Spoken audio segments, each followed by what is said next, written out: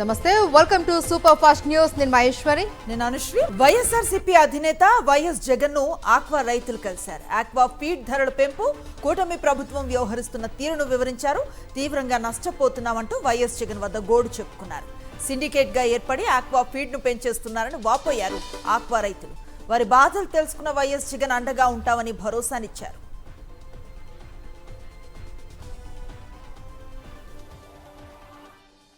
ఈ 2020 లాక్డౌన్ వచ్చినప్పుడన్నా ఒకేసారి ఈ ఆక్వా ఫీడ్ ప్లాంట్ ప్రాసెసర్స్ అందరూ కూడా మాకు లేబర్ రావట్లేదు, మేము ఈ రెయ్యి కొనలేము అని చెప్పేసి ఇది చేసి విపరీతమైన ఒకేసారి అసలు రెయ్యి కొనము అని చెప్పేసి డౌన్ ప్లే చేసేస్తే మీరు ఆ రోజు కేర్ తీసుకొని ఖచ్చితంగా మీ అందరికీ కావాల్సిన ఫెసిలిటీస్ అంటే లేబరు మీ ప్లాంట్కి రావడానికి పర్మిషన్స్ నేను ఇస్తాను, వాళ్ళకి ట్రాన్స్పోర్ట్ అరేంజ్ చేస్తాను, అలాగే రైతులు పొలాలు వెళ్ళటానికి డిపార్ట్మెంటల్గా పర్మిషన్స్ ఇప్పించి ఆ రోజు 210 రూపాయలు తక్కువ కాకుండా కొనేటట్టు ఏర్పాటు చేశారన్న. సో మిమ్మల్ని రైతుల పక్షాన్ని నేను మిమ్మల్ని కోరుకున్నది ఏంటంటే ఈ ఆక్వాను కూడా వ్యవసాయానికి ఏ విధంగా అయితే ప్రోత్సాహాలు ఇస్తున్నారో ఆ విధంగా ప్రోత్సాహాలు ఇచ్చి మినిమం సపోర్ట్ ప్రైస్ ఆక్వాకల్చర్ కూడా ప్రతి సంవత్సరం రివైజ్ చేసేటట్టుగా మీరు చేయాలని నేను కోరుకుంటూ సెలవు తీసుకున్నాను. మీరు ఫార్మర్కి కావాల్సిన సౌకర్యాలన్నీ మన గవర్నమెంట్ జరిగినాయండి. కాకపోతే ఇప్పుడున్న ఆక్వాకల్చర్ దీనమైన పరిస్థితిలో ఉన్నాం. మా బ్యాడ్ అంటే ఒకే సామాజిక వర్గానికి సంబంధించిన పీడీ ప్లాంట్లు, ప్రాసెసింగ్ ప్లాంట్లు ఉండటం వల్ల మా దురదృష్టం. ఇంకా దురదృష్టం ఏంటంటే మంచి చేసిన నాయకుడిని మేము మా గోదావరి జిల్లాలో మీరు మంచి చేసి అంత మంచి చేసిన మిమ్మల్ని ఓడించినందుకు మాకు ఈ శాపనాకరమేమో మా ఆక్వా రైతులకి. ఎందుకంటే సార్ మీలాంటి నాయకుడు ఇండియాలో మీలాంటి నాయకుడు పుట్టరు సార్. నాకు పర్సనల్గా మీరంటే అభిమానం, కానీ మీలాంటి నాయకుడు ప్రజల గురించి ఆలోచించడం కానీ ఒక గవర్నమెంట్ వ్యవస్థని ఏ రంగం నడపాలన్నది కూడా మీరు రైతుకి మా అన్ని వర్గాలకి న్యాయం చేసే నాయకుడు. మా దృష్టిలో మీరు దేవుడితో సమానం అండి. కానీ కాబోయే కాలానికి ఈ రైతు సమస్యలు తీరాలంటే వ్యవసాయ రంగం కన్నా ఆక్వా రంగం చాలా ముఖ్యమైందండి. ఉపాధి అవకాశాలు దీని మీద మెండుగా ఉంటాయి సార్. ఎందుకంటే మధ్యతరగతి జీవితాలు బాగోవాలన్నా, ఉద్యోగ అవకాశాలు రావాలన్నా ఇది చాలా మంచి పరిశ్రమ సార్. ఈ పరిశ్రమ ఇలాగా నష్టపోతే కనుక ఓన్లీ మీ ఆక్వా ఫార్మర్సే కాకుండా మధ్యతరగతి జీవితాలు, ఉపాధి అవకాశం ఉన్న జీవితాలు కూడా ఆంధ్ర రాష్ట్ర ప్రభుత్వం ఆదాయాలు కూడా పోతాయి కదా సార్. చంద్రబాబు సర్కార్కు అల్టిమేటం జారీ చేశారు వైఎస్ జగన్. పెంచిన ఆక్వా ఫీడ్ ధరలను ఈ నెలాఖరులోగా తగ్గించాలి అని, లేదంటే జూలై 1 లేదా 2న రైతుల తరపున పోరాటం చేస్తాము అన్నారు. తాను కూడా ఆక్వా రైతులకు మద్దతుగా వస్తాను అని వైఎస్ జగన్ ప్రకటించారు. వైఎస్ఆర్సీపీ ప్రభుత్వం చేపట్టిన కార్యక్రమాల వల్లే ఆక్వా రంగం నిలదొక్కుంది అన్నారు. రైతులకు నష్టం రాకుండా సిండికేట్కు స్థానం లేకుండా చేశాము అన్నారు. ఫీడ్, సీడ్ ప్రాసెసింగ్ యూనిట్లన్నీ బాబు సానుభూతి పరులవే అన్న వైఎస్ జగన్ ప్రతి అడుగులోనూ రైతులకు నష్టం చేస్తున్నారని మండిపడ్డారు. ఫీడ్ ధరలు కూడా మన హయాంలో కూడా అడుగులు ముందుకు వేస్తూ వీళ్ళంతా కూడా సిండికేట్లు ఫామ్ అయ్యి వీళ్ళంతా కూడా 3 సార్లు పెంచితే 3 సార్లు ఉపసంహరించుకునేట్టుగా చేసినాం. పెంచిన ప్రతిసారి వెంటనే అప్సడా రంగంలోకి దిగడం, వాళ్ళని పిలిపించడం, వెంటనే ఆ ధరలన్నీ కూడా ఉపసంహరించుకునేలా చర్యలు తీసుకోవడం 3 సార్లు. మనం హయాంలో ఇవన్నీ కూడా అడుగులు వేగంగా పడ్డాయి కాబట్టి నిలదొక్కుకోగలిగాం.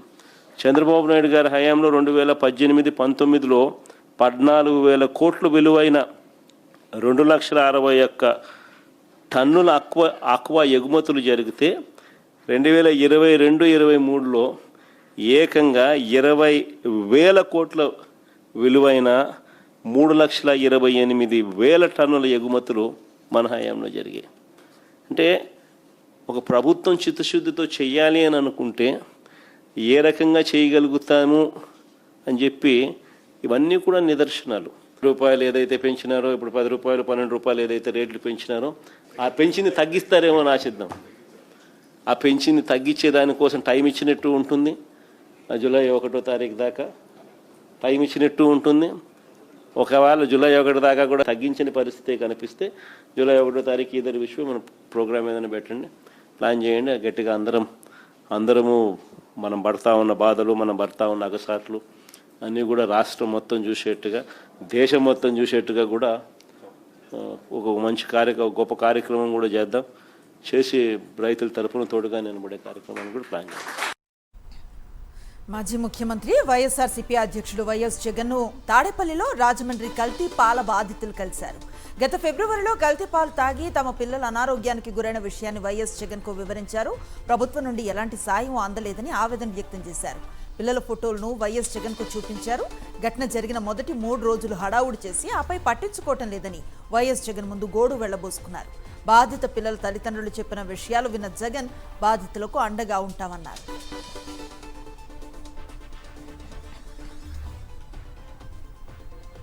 ఓటర్ల జాబితా ప్రత్యేక సవరణ కోఆర్డినేటర్లు, రీజనల్ ఇన్ఛార్జీలు అత్యంత అప్రమత్తంగా ఉండాలి అని సూచించారు వైఎస్ఆర్సీపీ అధినేత వైఎస్ జగన్. సర్ ప్రక్రియ జరుగుతున్న తీరుపై ప్రతిరోజు సమీక్ష చేయాలి అని, ఎక్కడైనా తప్పులు జరిగితే వెంటనే సంబంధిత అధికారులకు ఫిర్యాదు చేయాలి అన్నారు. అప్పటికీ సమస్య పరిష్కారం కాకపోతే వెంటనే పార్టీ కేంద్ర కార్యాలయం దృష్టికి తీసుకురావాలి అన్నారు జగన్. వచ్చే 4 వారాలు అత్యంత కీలకమని, సర్ విషయంలో ఎట్టి పరిస్థితుల్లోనూ నిర్లక్ష్యం వద్దు అన్నారు. సర్ ప్రక్రియలో ఒక్కసారి ఓటు తొలగించిన తర్వాత దాన్ని తిరిగి చేర్పించాలి అంటే అత్యంత కష్టతరమవుతుంది అన్నారు. ప్రతి నియోజకవర్గ సమన్వయకర్త దీన్ని దృష్టిలో పెట్టుకోవాలి అన్నారు వైఎస్ జగన్. తాడేపల్లి కేంద్ర కార్యాలయంలో పార్టీ సీనియర్ నేతలతో సమావేశమైన వైఎస్ జగన్ సర్ జరుగుతున్న తీరు, అక్రమాలపై చర్చించారు.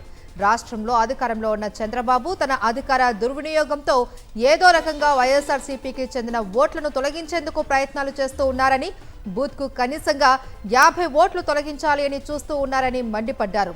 గిమ్మిక్కులతో ఓట్లు తొలగించే తప్పుడు పనుల్లో చంద్రబాబు ఆరితేరిన వ్యక్తి అని విమర్శించారు. వైఎస్ఆర్సీపీ కోఆర్డినేటర్లు, బూత్ లెవెల్ ఏజెంట్లు దీన్ని అడ్డుకోవాలి అని, ప్రతి ఓటును కాపాడుకోవాలి అని సూచించారు. క్షేత్రస్థాయిలో జరుగుతున్న సర్ ప్రక్రియపై ప్రతి అంశంలోనూ అప్రమత్తత, నిరంతర సమీక్షలు నిర్వహించాలి అన్నారు వైఎస్ జగన్.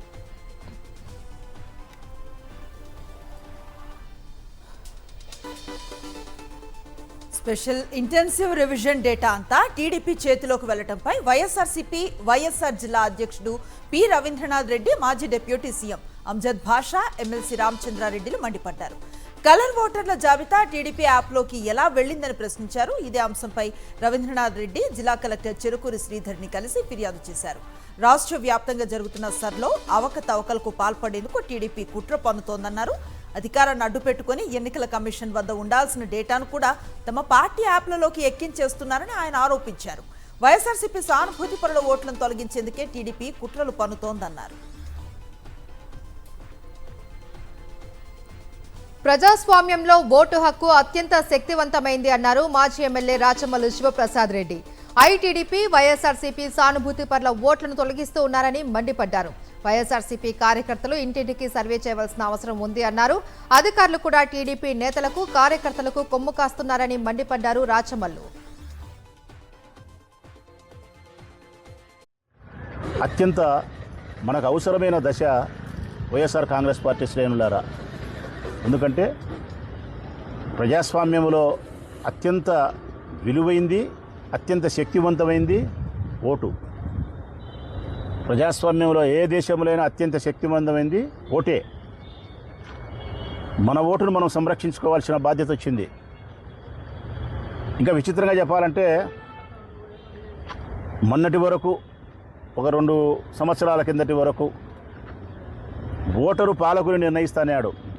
ఈ దేశంలో దరిద్రం పట్టింది. ఈ దేశానికి పాలకుడు ఓటరు నిర్ణయిస్తున్నాడు. రివర్స్.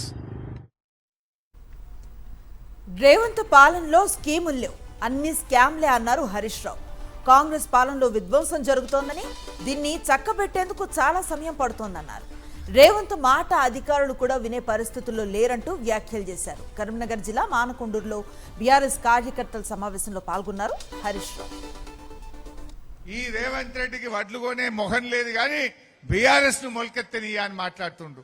మొన్న అల్గునూరులో మా వాళ్ళు ట్రైలర్ చూపలేదాము, అది గుర్తుపెట్టుకో. ఇవాళ రేవంత్ రెడ్డి ఆయన పరిస్థితి ఆయనకే మనకంటే బాగా అర్థమైంది. మొన్న బహుశా మీరు చూసి ఉంటారు. అరే నేను చెప్తే ఆఫీసర్లు ఇంటలేరు అంటుండు. హైదరాబాద్ లో వర్షాలు పడ్డాయి, యాడికాడ ట్రాఫిక్ జామ్ అయిపోయింది, నేను ముందే చెప్పినా కానీ నా మాట ఎవడు ఇంటలేడు అన్నాడు. ఎందుకు ఇంటలేరు? నీ పని అయిపోయిందని వాళ్ళకి అర్థమైంది. నీ పని అయిపోయింది కానీ నువ్వు ఉండేది లేదు కనుక నీ మాట కూడా వినకుండా అయిపోయింది. నీ పతార కథమైపోయింది. సీఎం రేవంత్ రెడ్డి దిగజారుడు రాజకీయాలు మానుకోవాలి అన్నారు కేంద్ర మంత్రి కిషన్ రెడ్డి. తాను ఏ ప్రాజెక్టును అడ్డుకోలేదు అని స్పష్టం చేశారు. రేవంత్ రెడ్డి తనపై తప్పుడు ప్రచారం చేస్తూ ఉన్నారని ఆరోపించారు. మెట్రో విషయంలో కేంద్రం సహకరిస్తుందని ఫేజ్ 1కు 1200 కోట్లు అందించిందని వెల్లడించారు. మెట్రో ఫేజ్ 2కి కూడా 50:50 ఖర్చు భరించేందుకు కేంద్రం అంగీకారం తెలిపిందని స్పష్టం చేశారు. కావాలనే తమపై బురద జల్లే ప్రయత్నం చేస్తున్నారు అన్నారు కిషన్ రెడ్డి. ముఖ్యమంత్రి గారు గత కొన్ని రోజులుగా మెట్రో ప్రాజెక్టు విషయంలో అనేక రకాలుగా నా మీద తప్పుడు ఆరోపణలు చేస్తూ ఉన్నారు. తెలంగాణలో గత 7 సంవత్సరాలుగా నేను కేంద్ర సహాయ మంత్రిగా ఉన్నప్పుడు కానీ క్యాబినెట్ మంత్రిగా ఉన్నప్పుడు కానీ అన్ని రకాలుగా నాడు టీఆర్ఎస్ ప్రభుత్వం ఉన్నప్పటికీ నేడు కాంగ్రెస్ పార్టీ ప్రభుత్వం ఉన్నప్పటికీ మేము తెలంగాణ ఇంట్రెస్ట్లోనే పనిచేశాను తప్ప ఎప్పుడు కూడా ఈ ప్రాజెక్టులను అడ్డుకునేటువంటి ప్రయత్నం చేయలేదు. తెలంగాణ ఆవిర్భవించినప్పుడు 10 రోజులు అన్నమే ముట్టుకోలేదన్న పవన్ కళ్యాణ్కు తెలంగాణతో ఏం పని అని నిలదీశారు టీపీసీసీ చీఫ్ మహేష్ కుమార్ గౌడ్. తెలంగాణ ఉద్యమంలో ఏనాడు కనిపించని పవన్ ఇప్పుడు చూపించే సానుభూతి తమకు అవసరం లేదన్నారు. మేడిగడ్డ బ్యారేజ్ సాంకేతిక పరీక్షలు తుది దశకు చేరాయి. మరో వారం రోజుల్లో పూర్తి కానున్న సాంకేతిక పరీక్షల ఫలితాలపై కాళేశ్వరం ప్రాజెక్టు భవిష్యత్తు ఆధారపడి ఉంది. మేడిగడ్డ బ్యారేజ్ పునరుద్ధరణకు 13 రకాల సాంకేతిక పరీక్షలు చేయాలి అని నేషనల్ డ్యామ్ సేఫ్టీ అథారిటీ సూచించింది. అత్యంత కీలకమైన జియో టెక్నికల్ పరీక్షల కోసం 37 బోర్ హోల్స్ అవసరం ఉండగా 29 బోర్ హోల్స్ పూర్తయ్యాయి. ప్రాజెక్టు గేట్ల సామర్థ్యాన్ని గుర్తించే పరీక్షలు కొనసాగుతూ ఉన్నాయి. ఇక పిల్లర్ల కింద భూమి స్వభావాన్ని, బ్యారేజ్ కింద అంతర్భాగ కెపాసిటీ పరీక్షల్లో తేలనుంది. సాంకేతిక పరీక్షల ఫలితాల ఆధారంగా బ్యారేజ్ మరమ్మతులు, కొత్త డిజైన్ పనులను ప్రభుత్వం చేపట్టనుంది. అక్రమాస్తుల కేసులో land and survey deputy director Sunkara నరహరిరావును ఏసీబీ అధికారులు అరెస్ట్ చేశారు. సోదార్లు 13.05 కోట్లకు పైగా అక్రమాస్తులను గుర్తించారు. ఆయన నివాసంలో 1.54 కోట్ల నగదును స్వాధీనం చేసుకున్నారు. బ్యాంకు ఖాతాల్లో 2.29 కోట్లు, ఫిక్స్డ్ డిపాజిట్ల రూపంలో 5.04 కోట్ల నగదు ఉన్నట్లుగా గుర్తించారు. 1.3 కిలోల బంగారం, 8 కిలోల వెండి ఆభరణాలు, కియా కార్, రంగారెడ్డి జిల్లాలో 5 ఓపెన్ ప్లాట్లు, 1.24 ఎకరాల వ్యవసాయ భూమికి సంబంధించిన పత్రాలను స్వాధీనం చేసుకున్నారు. ఉప్పాల్గూడ, నార్సింగి, రాజేంద్రనగర్ ప్రాంతాల్లో విలువైన ప్లాట్లు, గచ్చిబౌలిలో G+3 బిల్డింగ్, చత్రినాకాలో G+2 భవనం ఉన్నట్లుగా గుర్తించారు. ఆయన భార్య పేరుతో ఉన్న 2 లాకర్లను కూడా గుర్తించారు. నరహరిని నాంపల్లి ఏసీబీ కోర్టులో ప్రవేశపెట్టనున్నారు అధికారులు. మిస్ అయిన సాయి కృష్ణ ఆచూకీపై పలు సందేహాలు వ్యక్తమవుతున్నాయి. అసలు బ్రతికే ఉన్నాడా లేక లాకప్లో బలయ్యాడా అనే అనుమానాలు కలుగుతున్నాయి. సాయి కృష్ణను కృష్ణలంక పోలీసులు తీసుకొచ్చారు అని, అప్పటి నుంచి తమ కుమారుడు కనిపించడం లేదు అని కుటుంబ సభ్యులు ఆరోపిస్తున్నారు. తమ కుమారుడు ఆచూకీ కోసం హైకోర్టులో హెబియస్ కార్పస్ పిటిషన్ దాఖలు చేశారు. దీనిపై విచారించిన న్యాయస్థానం 29న సాయి కృష్ణను హాజరుపరచాలి అని, లేకపోతే పోలీసులపై కేసు నమోదు చేస్తామని తెలిపింది. సిఐ నాగరాజుపై కఠిన చర్యలు తీసుకోవాలి అని సాయి కృష్ణ కుటుంబ సభ్యులు డిమాండ్ చేస్తున్నారు. విజయవాడ పోలీసుల మీద ఎన్నో ఆరోపణలు వస్తున్నాయన్నారు వైఎస్ఆర్సీపీ నేతలు దేవినేని అవినాష్, మల్లాది విష్ణు. గాదే సాయి కృష్ణ ఎక్కడున్నారో చెప్పాలని డిమాండ్ చేశారు. ఫ్రెండ్లీ పోలీసింగ్ అంటే ఇదేనా అని ప్రశ్నించారు. సాయి కృష్ణ ఘటనకు సంబంధించి దోషులను కఠినంగా శిక్షించాలన్నారు. ఎన్టీఆర్ జిల్లా అడ్మిన్ డీసీపీని కలిసి సాయి కృష్ణ ఎక్కడున్నారో వెంటనే కుటుంబ సభ్యులకు తెలియజేయాలని వినతి పత్రం అందజేశారు వైఎస్ఆర్సీపీ నేతలు. బెజవాడలో కేసినేని బ్రదర్స్ మధ్య కోల్డ్ వార్ కంటిన్యూ అవుతుంది. ఎంపీ చిన్నికి మాజీ MP Kesineni Nani strong counter ఇచ్చారు. ప్రెస్ మీట్ పెట్టి ఎంపీ చిన్ని పిట్ట కథలు బాగా చెప్పాడు అని సెటైర్లు వేశారు. పిట్ట కథలు చెప్పడం చిన్నికి వెన్నతో పెట్టిన విద్య అని విమర్శించారు. ప్యాకేజ్ మీడియాలో చిన్ని తప్పుడు వార్తలు రాయిస్తే ఎవరు నమ్మరు అన్నారు. అసత్యాలు నమ్మడానికి ప్రజలు పిచ్చోళ్ళు అనుకుంటున్నావా అని ప్రశ్నించారు. కాకినాడ జిల్లా తుని మండలం సిహెచ్ అగ్రహారంలో అదృశ్యమైన 2 ఏళ్ల చిన్నారి జ్ఞానేశ్వరి ఆచూకీ కోసం పోలీసులు అనేక కోణాల్లో దర్యాప్తు చేస్తున్నారు. దర్యాప్తులో భాగంగా తోట, కొండ ప్రాంతం సరిహద్దు కంచె వద్ద చిన్నారి అదృశ్యమైందని భావిస్తున్న ప్రదేశాల్లో ఇనుప కంచెకు చిన్నారి ఆకారం పోలిన 2 బొమ్మలను పోలీసులు అమర్చారు. వాటిలో కొంత మాంసాహారం పెట్టి ఈ ప్రాంతంలో అడవి జంతువులు ఏమైనా ఉన్నాయా అని తెలుసుకునేందుకు కెమెరాల ద్వారా పర్యవేక్షిస్తున్నారు. అడవి జంతువులు, కొండ చిలువ వంటివి ఏవైనా ఉంటే మాంసాహారం వాసనకు ఈ బొమ్మల వద్దకు వచ్చే అవకాశం ఉందని భావిస్తున్నారు పోలీసులు. విశాఖ జిల్లా భీమిలిలో ఓ దివ్యాంగుడు ఆందోళనకు దిగాడు. తన భూమిని అధికారుల అండతో ఓ బడాబాబు కబ్జా చేశాడు అని ఆరోపించారు.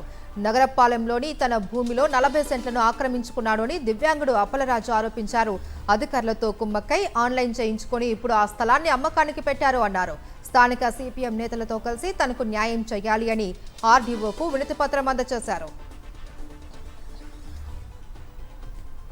హైదరాబాద్లోని స్కూల్ ఎడ్యుకేషన్ డైరెక్టర్ కార్యాలయం ముందు ఏబీవీపీ నేతలు ఆందోళనకు దిగారు. కార్పొరేట్ పాఠశాలల్లో ఫీజుల దోపిడీని అరికట్టాలని, ప్రభుత్వ పాఠశాలను పరిరక్షించాలని డిమాండ్ చేశారు. పెద్ద ఎత్తున ఏబీవీపీ నేతలు తరలి రావడంతో ఉద్రిక్తత నెలకొంది. స్కూల్ ఎడ్యుకేషన్ కార్యాలయం గేట్లు ఎక్కేందుకు యత్నించగా పోలీసులు వారిని అడ్డుకున్నారు. పలువురిని అదుపులోకి తీసుకుని పీఎస్కు తరలించారు.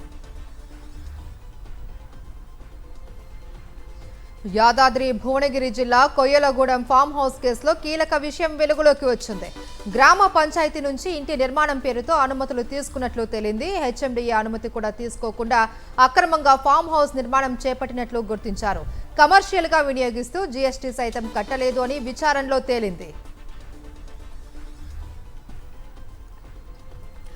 అనంతపురం నగరానికి చెందిన ఓ పోలీస్ కానిస్టేబుల్ సైబర్ నేరగళ్ల ట్రాప్లో పడ్డారు. తలారి నారాయణ స్వామి అనే కానిస్టేబుల్ అనంతపురం డీఎస్పీ డ్రైవర్గా విధులు నిర్వహిస్తున్నారు. వాల్మీకి సాయిశ్రీ అనే పేరుతో ఆయనకు వాట్సాప్ మెసేజ్లు రావడంతో అమ్మాయి అనుకొని చాటింగ్ చేశారు. తనకు అత్యవసరంగా డబ్బు అవసరం ఉందని చెప్పడంతో భార్య బంగారు ఆభరణాలు తాకట్టు పెట్టి 24 లక్షల రూపాయలను పంపారు. చివరకు మోసపోయారని గ్రహించి అనంతపురం 4వ టౌన్ పోలీసులకు ఫిర్యాదు చేశారు కానిస్టేబుల్ నారాయణ స్వామి.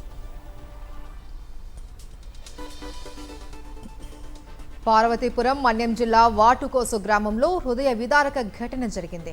రోడ్డు సౌకర్యం లేకపోవడంతో అనారోగ్యంతో ఉన్న వ్యక్తిని డోలీలో తీసుకెళ్తూ ఉండగా మరణించాడు. అధికారులకు ఎన్నిసార్లు విన్నవించినా పట్టించుకోలేదు అని గిరిజనులు ఆవేదన వ్యక్తం చేస్తున్నారు. ఇంకెంతమంది ప్రాణాలు పోతే స్పందిస్తారు అని మండిపడుతున్నారు. కూటమి ప్రభుత్వంలో డోలీ లేని గ్రామాలు నిర్మిస్తాము అని డిప్యూటీ సీఎం పవన్ ఇచ్చిన హామీలు ఏమయ్యాయని ప్రశ్నిస్తున్నారు గిరిజనులు.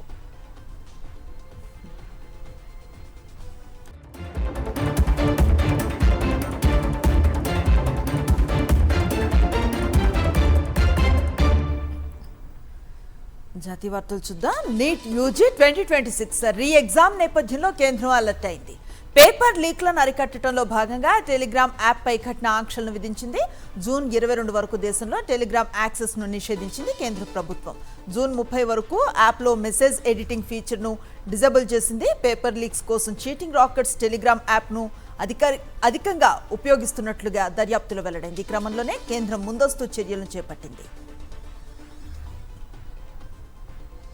ఈ నెల 21న జరగనున్న నీట్ యూజీ రీ ఎగ్జామ్ను కేంద్రం కట్టుదిట్టమైన ఏర్పాట్లు చేస్తుంది. ప్రధాని కార్యాలయం ప్రత్యక్ష పర్యవేక్షణ, ఎయిర్ ఫోర్స్ హెలికాప్టర్లలో క్వశ్చన్ పేపర్స్ రవాణా, సిఆర్పీఎఫ్, సిఐఎస్ఎఫ్ ఎస్కాట్, 4 అంచెల ఏఐ ఆధారిత సీసీటీవీ నిఘా ఇలా భారీ భద్రతా ఏర్పాట్లు చేసింది. దీనిపై తమిళనాడు బీజేపీ మాజీ నేత అన్నామలై విమర్శలు ఎక్కుపెట్టారు. అదనపు ఏర్పాట్లు విద్యార్థులపై ఒత్తిడి పెంచుతాయి అన్నారు. ఇది రాజకీయం కాదు అన్నారు బీజేపీ నేత వనతి శ్రీనివాస్.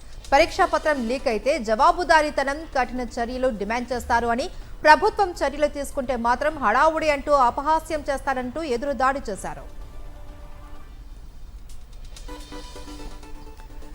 అన్నాడీఎంకేకు మరో ఎదురు దెబ్బ తగిలింది. మాజీ ఆరోగ్య మంత్రి వైరాలిమలై ఎమ్మెల్యే సి విజయభాస్కర్ తమిళనాడు శాసనసభ సభ్యత్వానికి రాజీనామా చేశారు. శాసనసభ ఎన్నికల తర్వాత రాజీనామా చేసిన అన్నాడీఎంకే ఎమ్మెల్యేలలో విజయభాస్కర్ 5వ వ్యక్తి. ఆయన రాజీనామాతో సభలో అన్నాడీఎంకే బలం 42కు తగ్గింది. తృణమూల్ కాంగ్రెస్ రెబల్ ఎంపీల విలీనం పిటిషన్పై ఉత్కంఠ నెలకొంది. ఇరు వర్గాలతో చర్చించిన తర్వాతే దీనిపై లోక్సభ స్పీకర్ ఓం బిర్లా నిర్ణయం తీసుకుంటారని అధికారిక వర్గాలు వెల్లడించాయి. త్రిపురకు చెందిన నేషనలిస్ట్ సిటిజన్స్ ఆఫ్ ఇండియా ఎన్సీపీఐలో తాము విలీనమవుతున్నట్లు టీఎంసీకి చెందిన 20 మంది ఎంపీలు ఇటీవల స్పీకర్ ఓం బిర్లాకు కలిసి లేఖ అందించారు. ఇక లోక్సభలో తమకు ప్రత్యేకంగా సీట్లు కేటాయించాలి అని విజ్ఞప్తి చేశారు. ఈ అంశం ఇప్పుడు స్పీకర్ ఓం బిర్లా పరిశీలిస్తూ ఉన్నారని, 2 వర్గాల వాదనలు విన్న తర్వాతే నిర్ణయం తీసుకుంటారు అని ప్రభుత్వ వర్గాలు తెలిపాయి.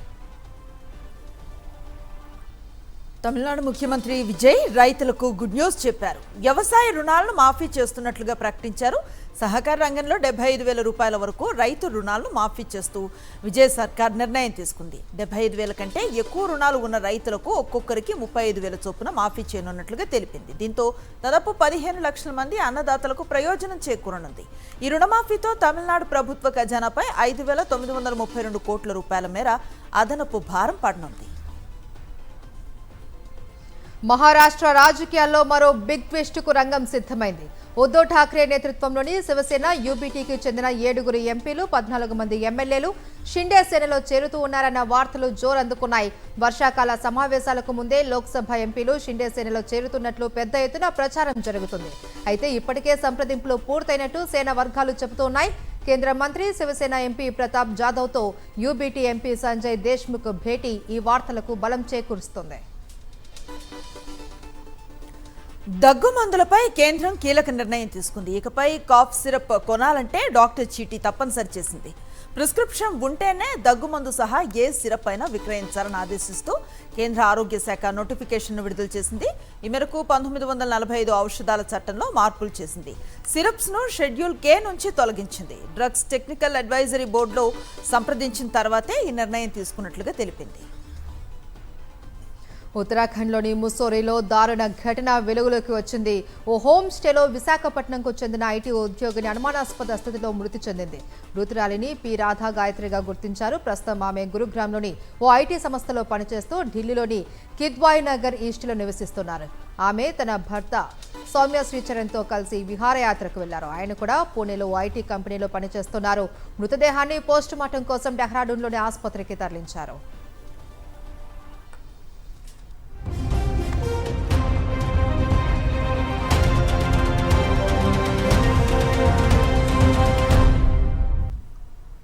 అంతర్జాతీయ వివరాలకు వెళదాం. ఫ్రాన్స్లో G7 సదస్సులో ఆసక్తికర సన్నివేశం కనిపించింది.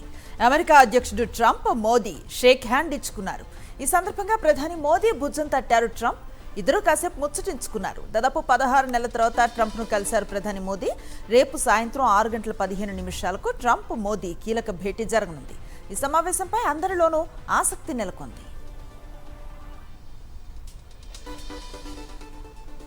ఇజ్రాయెల్ భద్రతపై అమెరికా అధ్యక్షుడు డొనాల్డ్ ట్రంప్ కీలక వ్యాఖ్యలు చేశారు. అమెరికా లేకుంటే ఇజ్రాయెల్ ఉండేది కాదు అన్నారు. ఇజ్రాయెల్ కోసం తాను చాలా చేశాను అని చెప్పుకొచ్చారు ట్రంప్.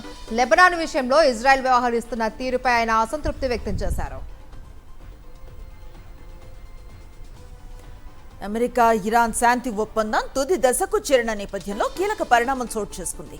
ఇంతకాలం హార్మోజ్ జలసంధిని దిగ్బంధించిన అమెరికా పట్టు సడలించింది. దాంతో కనీసం 5 ఇరాన్ నౌకలు ఆ జలసంధిని దాటి అంతర్జాతీయ జలాల్లోకి ప్రవేశించాయని అంతర్జాతీయ మీడియా వెల్లడించింది. శాంతి ఒప్పందానికి సంబంధించిన ఫ్రేమ్ వర్క్ పై అమెరికా, ఇరాన్ డిజిటల్ గా సంతకాలు చేశాయి. దీంతో హార్మోజ్ జలసంధిలో స్వేచ్ఛ నౌకాయానానికి లైన్ క్లియర్ అయ్యింది.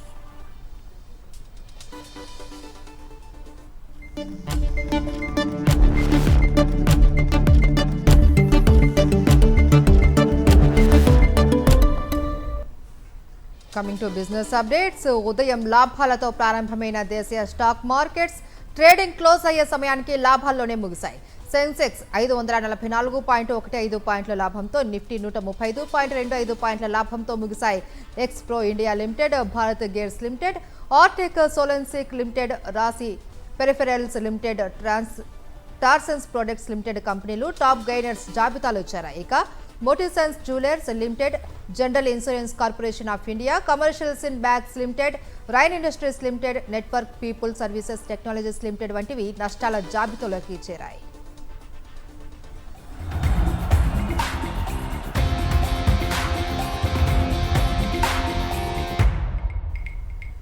స్పోర్ట్స్ అప్డేట్స్ చూద్దాం. ముక్కోనపు వన్డే సిరీస్లో భాగంగా భారత్, శ్రీలంక ఏ జట్ల మధ్య జరిగిన మ్యాచ్లో ఇరు జట్ల ఆటగాళ్లు ఆగ్రహావేశాలకు లోనయ్యారు. ఓ దశలో అయితే ఒకరినొకరు నెట్టుకునేంత వరకు వెళ్ళింది పరిస్థితి.